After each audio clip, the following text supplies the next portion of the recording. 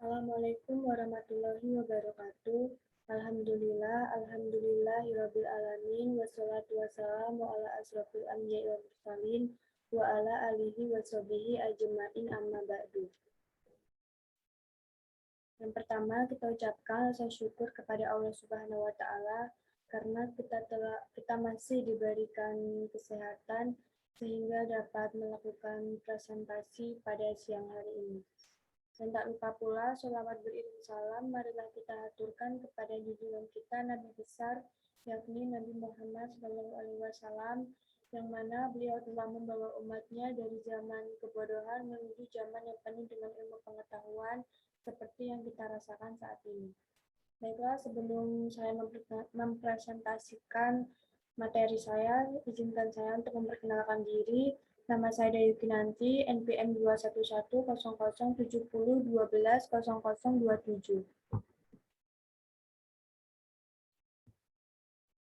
Baik, di sini saya akan mempresentasikan mengenai judul materi yaitu praktek etika di dalam profesi kesehatan.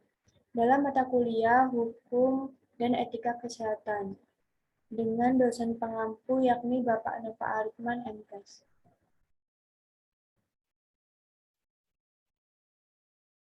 Untuk profesi kesehatan pertama yaitu dalam profesi keperawatan.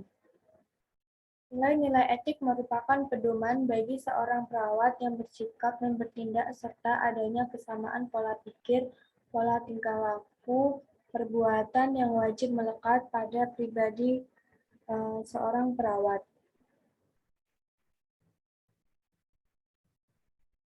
Oleh karena itu, perawat harus mempunyai integritas, peduli, empati, loyal pada pekerjaannya.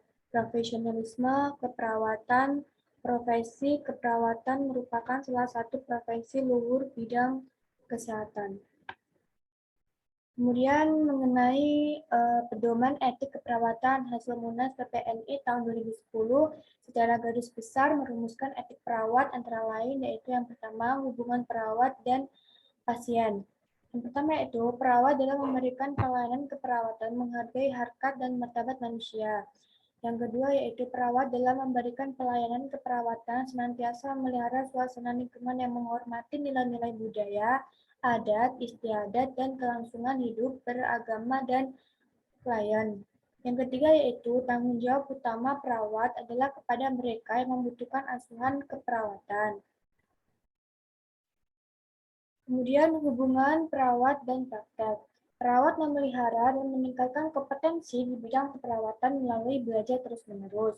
Kemudian perawat senantiasa memelihara mutu pelayanan keperawatan yang tinggi disertai kejujuran profesional yang menyerapkan pengetahuan serta keterampilan keperawatan sesuai kebutuhan klien.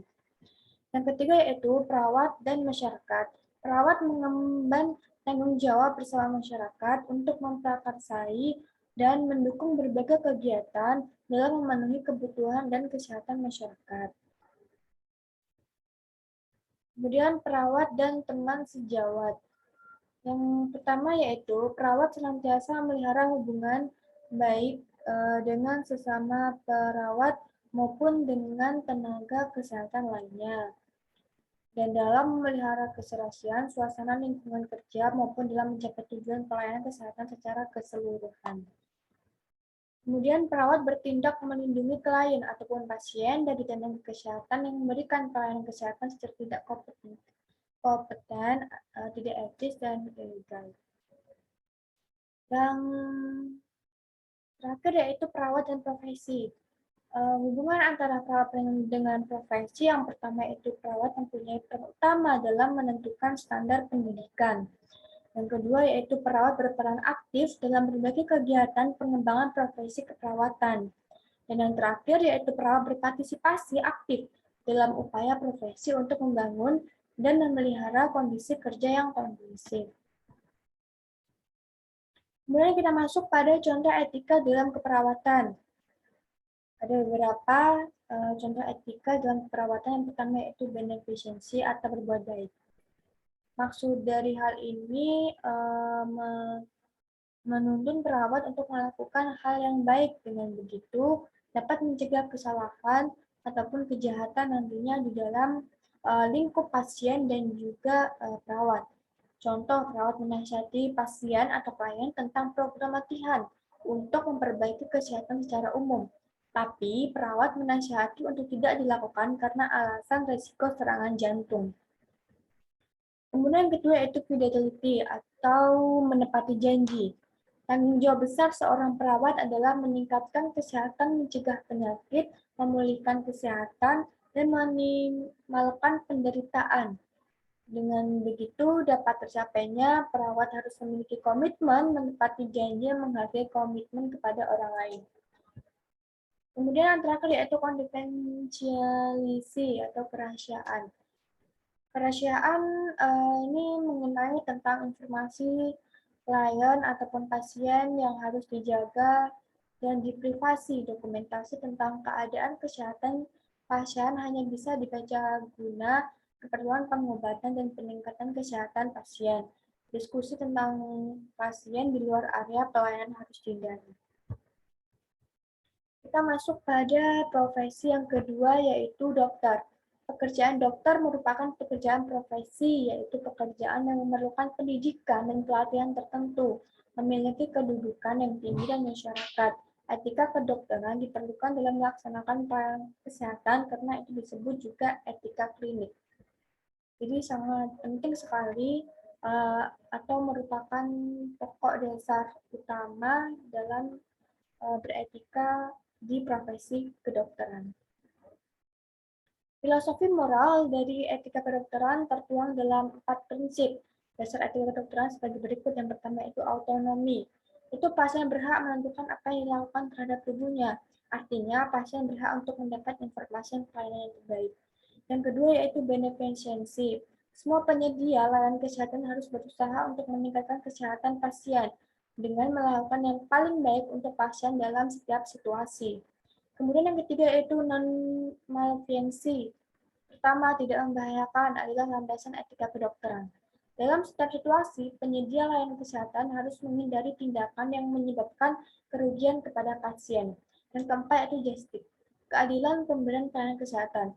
Jadi, dalam memberikan pelayanan kesehatan, tidak memandang ras, agama, suku, namun kita memberikan pelayanan terbaik kepada setiap yang membutuhkan. Kemudian kita masuk profesi yang ketiga, yaitu profesi bidan. Kode etik profesi bidan merupakan suatu pernyataan komprehensif dari profesi kebidanan yang memberikan tuntunan bagi anggota profesi kebidanan untuk melaksanakan praktek dalam bidang kebidanan, baik yang berhubungan dengan pasien, keluarga masyarakat, teman sejawat, profesi, dan dirinya sendiri. Kemudian setiap bidan dalam menjalankan tugasnya harus mendahulukan kepentingan pasien, menghormati nilai-nilai yang berlaku di masyarakat.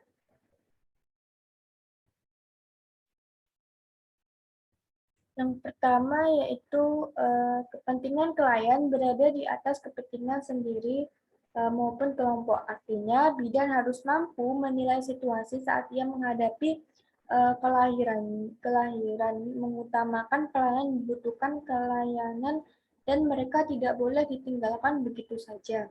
Kemudian yang kedua yaitu bidan harus menghormati hak pasien. Antara lain yaitu pasien berhak memperoleh kesehatan yang memadai. Kemudian yang kedua itu pasien berhak memperoleh perawatan dan pengobatan yang baik. Kemudian profesi yang keempat yaitu profesi kesehatan masyarakat.